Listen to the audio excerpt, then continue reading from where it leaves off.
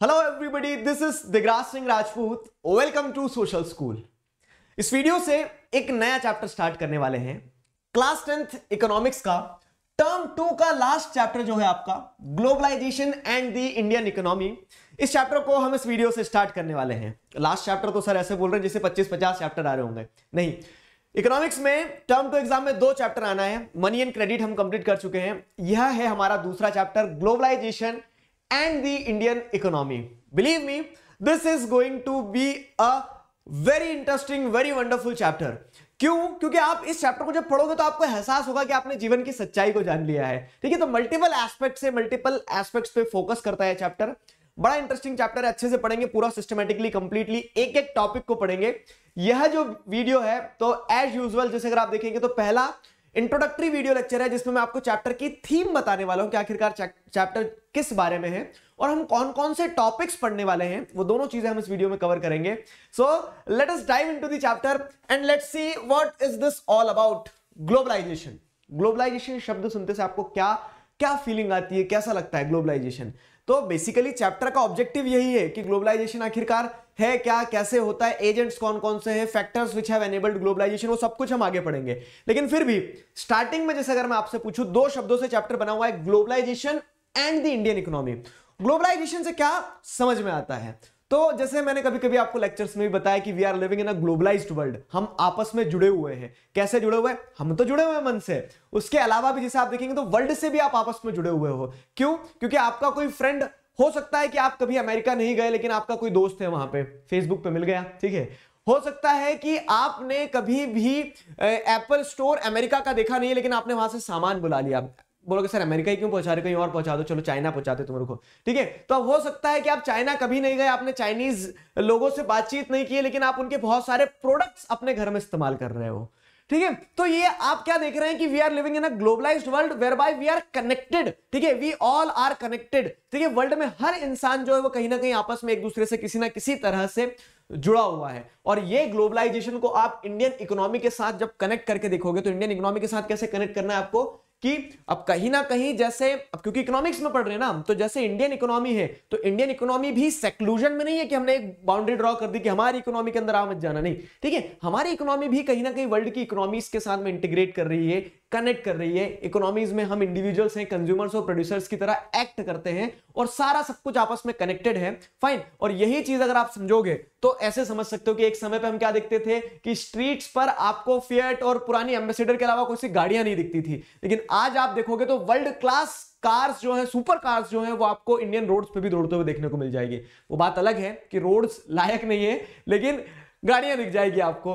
Fine, वैसे अगर आप देखेंगे तो क्या हो रहा है, वैसे अगर आप जैसे देखेंगे तो हमारा टेस्ट, हमारी प्रेफरेंसेस जो है तो एक टाइम पे ब्लैक एंड व्हाइट से आज जैसे आप देखोगे तो मार्वल्स तक पहुंच गई है। ठीक, तो कितना ज्यादा एक्सपेंशन हुआ। आप कहीं पे जो कल्ट फॉलोइंग एक तरह से देखोगे तो इन सुपर हीरोज की वेस्टर्न कंट्रीज में कल्ट फॉलोइंग है और वही आज आप इंडिया में भी देख रहे हैं। ठीक है, खाने की बात कर लो आप तो हमारी लाइफ के हर स्फीयर में, ठीक है, दाल रोटी सब्जी चावल से हम कहां पहुंच गए, मैकडी तक पहुंच गए। तो इस तरह से जैसे अगर आप देखेंगे तो इस तरह से क्या हो रहा है, हमारी लाइफ में एक क्या देखने को मिल रही है आपको, हमारी लाइफ एक्सपैंड होते हुए देखने को मिल रही है कि we are no longer limited to a specific place. हम किसी एक जगह तक अब सीमित नहीं रह गए हैं, हम वर्ल्ड से जुड़े हुए हैं। और ये सारी चीजें पॉसिबल कैसे हो पाई, ये सारी चीजें पॉसिबल कैसे हो पाई, कौन इन सारी चीजों को पॉसिबल करवा रहा है? ठीक है, तो ऐसे जितने भी सवाल आते हैं ना आपके मन में, उन सारे सवालों का जवाब है ये chapter, globalisation and the Indian economy. तो ग्लोबलाइजेशन मैंने आपको एक बेसिक आइडिया दिया कि ये जो इंटरकनेक्टेडनेस डेवलप हो रही है, जिस तरह से हमारे मार्केट्स चेंज हो रहे हैं, जिस तरह से, क्योंकि हम इकोनॉमिक्स में पढ़ रहे हैं तो आपको मैं इकोनॉमिक पर्सपेक्टिव ज्यादा दिखाऊंगा, लेकिन हर चीज को जोड़ के देखो इससे। जिस तरह से हमारा टेस्ट एंड प्रेफरेंसेस बदल रहे हैं, जिस तरह से हमारा कल्चर जो है वो बदल रहा है। ड्रेसिंग सेंस में देख लो ना, एक समय पे धोती कुर्ता पहन के घुमा करते थे लोग, आज ड्रेसिंग सेंस में आज आपको धोती कुर्ता बहुत रेयरली देखने को मिलेगा। ठीक है, out of fashion dhoti kurta वापस आ सकता है, लेकिन आप जिसे देखेंगे तो जो ट्रेडिशनल कल्चरल अटायर था इंडियन सोसाइटी का वो चेंज हो गया है। ठीक है, वेस्टर्न अटायर को अडॉप्ट कर लिया। सही गलत कुछ नहीं बता रहा हूं मैं, आपको क्या बता रहा हूं, मैं आपको बता रहा हूं कि कैसे सोसाइटीज बदल रही है, कैसे इकोनॉमीज बदल रही है। इकोनॉमीज कैसे बदल रही है देखो, तो जो कभी एक समय पे प्रोडक्ट हमारी इंडियन रोड्स पे दौड़ते देखने को मिलते थे वो आज गायब हो गए हैं। वहां पे आप क्या देख रहे हैं, वर्ल्ड वाइड एक क्या देखने को मिल रहा है, स्टैंडर्ड जिस चीज का माना जाता है, जो सुपर कार्स कंसीडर की जाती है, वो आपको देखने को मिलेंगी। तो इस तरह से सोसाइटी बहुत तेजी से बदल रही है। तो in a matter of years our markets have been transformed, our societies have been transformed, ठीक है। और ये सब कुछ कैसे हुआ, दिस इज द क्वेश्चन, कैसे हुआ, ठीक है। तो ये सब कुछ कैसे हुआ, तो वहां पे आपको ये चैप्टर मदद करेगा सारी चीजों को समझने में।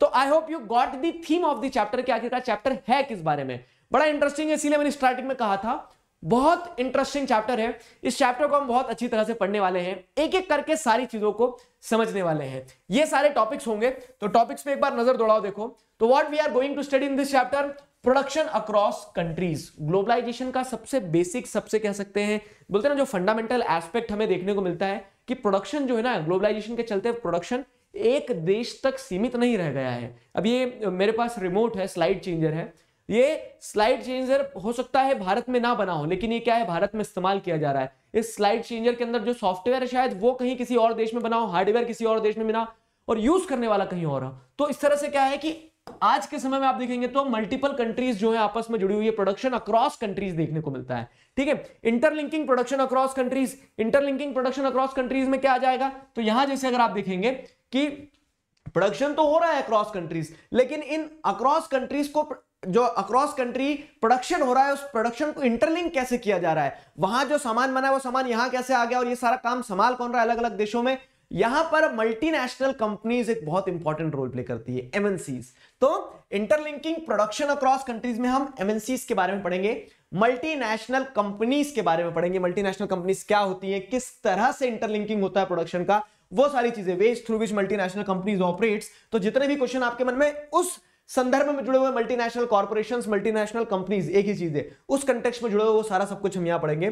Foreign trade and integration of market, foreign trade and integration of market, ये वाला जो पार्ट है इसे अच्छे से समझना। Foreign trade and integration of market में क्या है कि अब जो आप कह रहे हैं कि प्रोडक्शन, देखो सब कुछ आपस में जुड़ा हुआ है, कि पहली चीज तो क्या हो रही है, प्रोडक्शन अक्रॉस कंट्रीज देखने को मिल रहा है। अब ये प्रोडक्शन अक्रॉस कंट्रीज को इंटरलिंक कौन कर रहा है, इंटरलिंक मल्टीनेशनल कंपनीज कर रही है। तो मल्टीनेशनल कंपनीज क्या जगह जगह जाके पाइप जोड़ रही है, नहीं, वो किस तरह से कर रही है, फॉरेन ट्रेड से मार्केट्स का इंटीग्रेशन हो रहा है। फॉरेन ट्रेड क्या है, फॉरेन ट्रेड से कैसे मार्केट्स का इंटीग्रेशन हो रहा है, ठीक है। और ये जो सब कुछ हो रहा है, क्या हो रहा है, प्रोडक्शन अक्रॉस कंट्रीज होना, उनका इंटरलिंक होना, फॉरेन ट्रेड का होना, यही सारे फिनोमेना को आप क्या कहते हैं, ग्लोबलाइजेशन कहते हैं। यही चैप्टर है और यही बीच में सवाल आएगा, व्हाट इज ग्लोबलाइजेशन। देखो ये एक स्लाइड पे अगर समझना चाहोगे, दिल से समझना चाहोगे, तो आपको पूरा चैप्टर समझ में आ जाएगा, ठीक है, कि कैसे चीजें जो है एक दूसरे से जुड़ते जा रही है, जुड़ने के पीछे क्या है, इंटरलिंकिंग कैसे हो रही है, मल्टीनेशनल कंपनीज का क्या रोल है, फॉरेन ट्रेड जो है तो वो इंटीग्रेट कर रहा है मार्केट को, और ये जब सब कुछ होता है तो इसी पूरे फिनोमेना को हम क्या कहते हैं, ग्लोबलाइजेशन कहते हैं, ठीक है।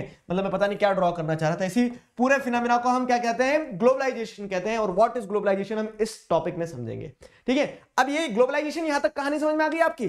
ग्लोबलाइजेशन के बाद में ग्लोबलाइजेशन को फैसिलिटेट कौन कर रहा है, मतलब वही है कि ग्लोबलाइजेशन कोई इंसान नहीं है, ग्लोबलाइजेशन कोई कंपनी नहीं है, ग्लोबलाइजेशन एक प्रोसेस है। अब उस प्रोसेस को कैरी आउट करने में, जैसे मैं आपको पढ़ा रहा हूं, ठीक है, तो पढ़ाना क्या एक प्रोसेस है, पढ़ाना जो है एक तरह का क्या है, पढ़ाना एक तरह का प्रोसेस है। अब इस प्रोसेस को फैसिलिटेट कौन कर रहा है, what are the factors which are enabling this process, ठीक है। तो इस क्या क्या फैक्टर्स हैं, तो फैक्टर्स है कैमरा, फैक्टर्स है स्मार्ट बोर्ड, फैक्टर है इलेक्ट्रिसिटी, फैक्टर है हमारे कैमरामैन, ठीक है, फैक्टर है कंपनी, अनअकैडमी, ठीक है। तो उस तरह से क्या देख रहे हो आप, उस तरह से factors that have enabled this process. Similarly we are asking the question, what are the factors which have enabled globalisation. तो उसमें आप क्या लिखेंगे, technology, liberalisation of foreign trade and foreign investment policy. तो ये दोनों चीजों को हम क्या करेंगे कि कैसे ग्लोबलाइजेशन हो पा रहा है वो टेक्नोलॉजी और लिबरलाइजेशन की मदद से समझेंगे।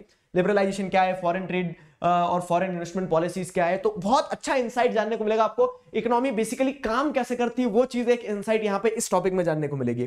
फिर आता है वर्ल्ड ट्रेड ऑर्गेनाइजेशन। तो अब ये वर्ल्ड वाइड जो ग्लोबलाइजेशन हो रहा है, वर्ल्ड ट्रेड इंटीग्रेट हो रहा है, तो वहां पे कोई ऑर्गेनाइजेशन है, जी हाँ WTO। तो अब WTO जो है, तो WTO जो है इस वर्ल्ड ट्रेड ऑर्गेनाइजेशन के अंदर क्या डिबेट्स है, वो सारी चीजें हम इस टॉपिक में पढ़ लेंगे। फिर पढ़ेंगे impact of globalisation in India. अब वही globalisation and the Indian economy बताया था मैंने कि चैप्टर 2 पिलर्स पे टिका है यहां पे। तो वो ग्लोबलाइजेशन का इंडियन इकोनॉमी के ऊपर क्या इंपैक्ट पड़ा, पॉजिटिव नेगेटिव दोनों सेंस में समझेंगे हम। Impact of globalisation in India, तो चैप्टर का सेकंड पार्ट। ये आपने पूरा ग्लोबलाइजेशन को अच्छे से पढ़ लिया। फिर impact of globalisation in India में हम इंडिया के ऊपर, इंडिया के कंटेक्स्ट में ग्लोबलाइजेशन को समझेंगे और ग्लोबलाइजेशन के जो ड्रॉबैक्स है, ठीक है, तो उसमें क्या है, एक फेयर ग्लोबलाइजेशन के लिए क्या स्ट्रगल है, कैसे ग्लोबलाइजेशन को और ज्यादा जस्ट बनाया जा सकता है, ठीक है, फेयर बनाया जा सकता है, तो वो पढ़ेंगे हम the struggle for a fair globalisation वाले टॉपिक में। तो ये पूरी रणनीति है हमारी, ठीक है, इस पूरे टॉपिक में हम ये सारी चीजें, मतलब इस पूरे चैप्टर में हम ये सारी चीजें पढ़ने वाले हैं, और मैं आपसे वादा करता हूं मजा आएगा, ठीक है, मजा आएगा, बड़ा मजा आने वाला है इस चैप्टर में। तो स्टार्ट करते हैं, एक एक टॉपिक उठाते हैं नेक्स्ट वीडियो से। बेसिक इंट्रोडक्टरी वीडियो था, आई होप आपको थीम समझ में आई और टॉपिक समझ में आए, हम क्या क्या पढ़ने वाले हैं। मिलते हैं नेक्स्ट वीडियो में, till then stay connected, keep learning, thank you very much.